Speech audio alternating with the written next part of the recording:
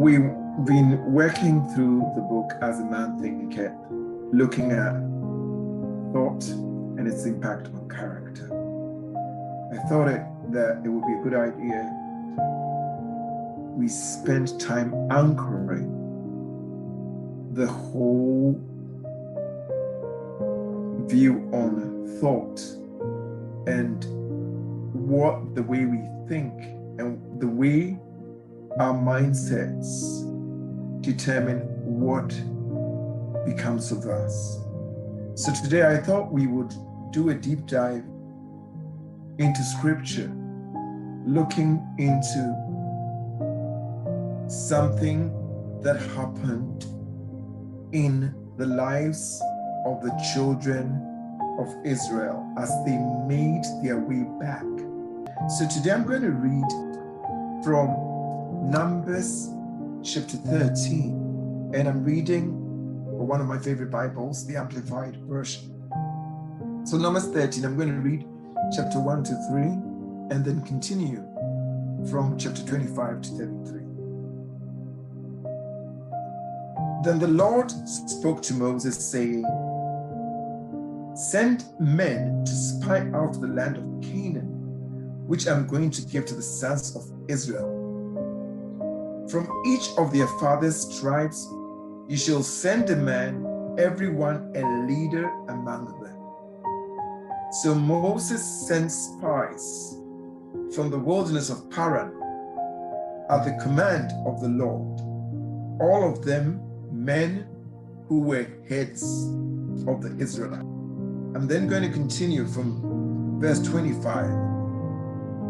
When they returned from spying out the land at the end of 40 days, they came to Moses and Aaron and all the congregation of the sons of Israel in the wilderness of Paran at Kadesh, and brought back word to them and to all the congregation, and showed them the land's fruit. They reported to Moses and said, "We went into the land where you sent us, and it certainly does flow with milk and honey, and this is its fruit. But the people who live in the land are strong, and the cities are fortified, walled, and very large. Moreover, there we saw the descendants of Anak, people of great stature and courage. The people descended from Amalek live in the land of the Negev, south country. The Hittites, the Jebusites, and the Amorites live in the hill country.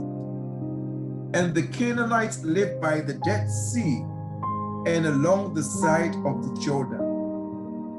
Then Caleb quieted the people before Moses and said, "Let us go up at once and take possession of it, for we will certainly conquer it." But the people who had gone with him said, "We are not able to go up against the people of Canaan, for they are too strong for us." So they gave the Israelites a bad report about the land which they had spied out, saying, "The land through which we went in spying it out is a land that devours its inhabitants, and all the people that we saw in it are men of great stature. There we saw the Nephilim, the sons of Anak are part of the Nephilim, and we were like grasshoppers in our own sight, and so were we in their sight. There we saw the Nephilim, who are the sons of Anak. We were like grasshoppers in our own sight, and so we were in their sight. There we saw the Nephilim, and we were like grasshoppers in our own sight, and so were we in their sight. So the subject we're going to treat today is something I call, or has been called, the grasshopper complex. First and foremost, one of the things that I want you to understand is you will never outperform the self-portrait you have of yourself.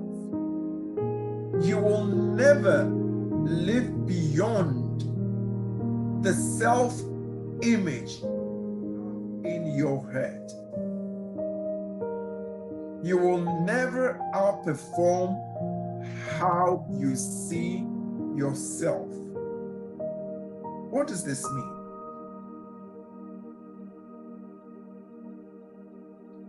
For the children of Israel, Egypt represented slavery.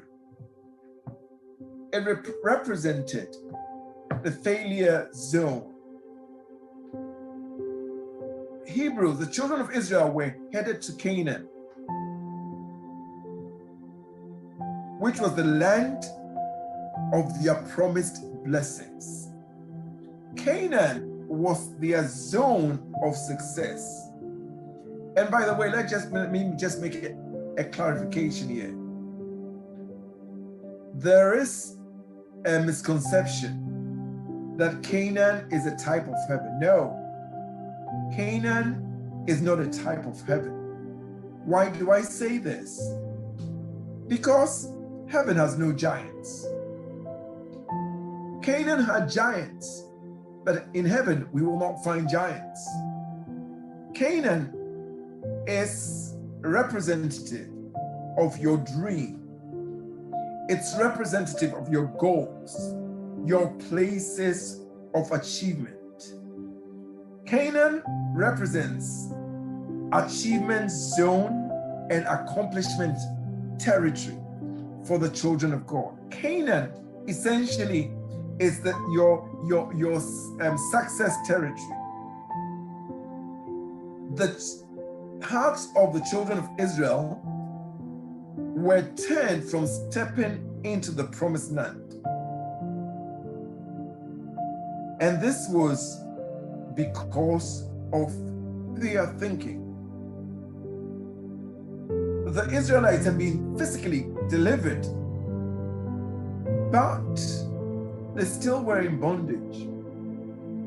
They had been physically delivered from Egypt, but they were still in mental servitude.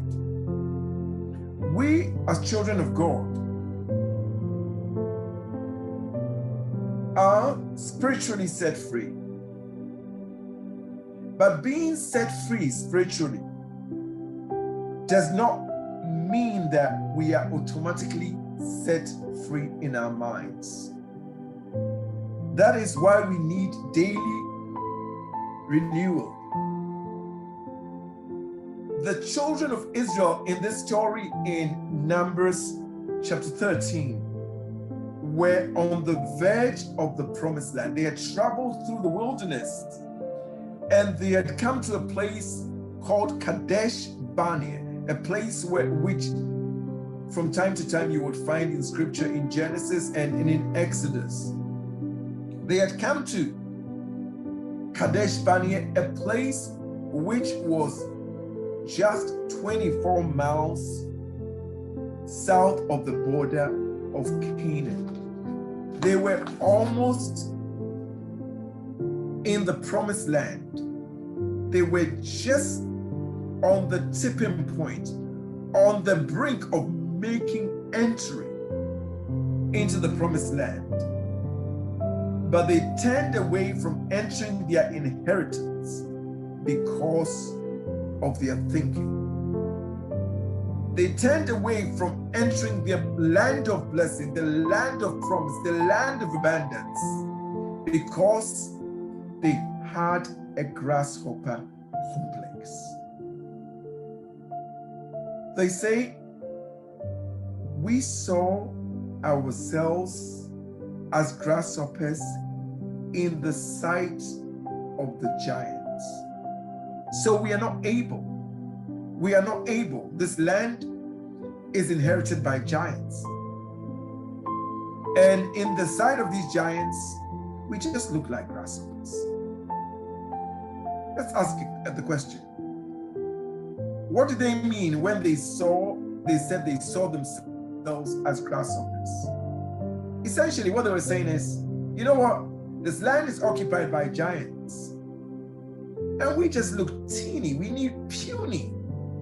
We are just weaklings. We are contemptible. We are very small. We are diminutive. We are helpless. We just insignificant. We just helpless rag dolls.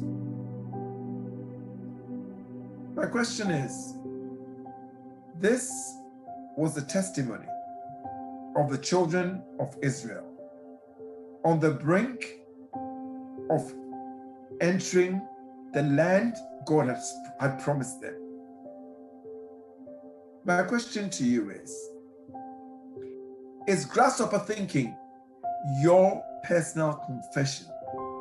Are you speaking of yourself as a nobody, as insignificant, as somebody who has no value?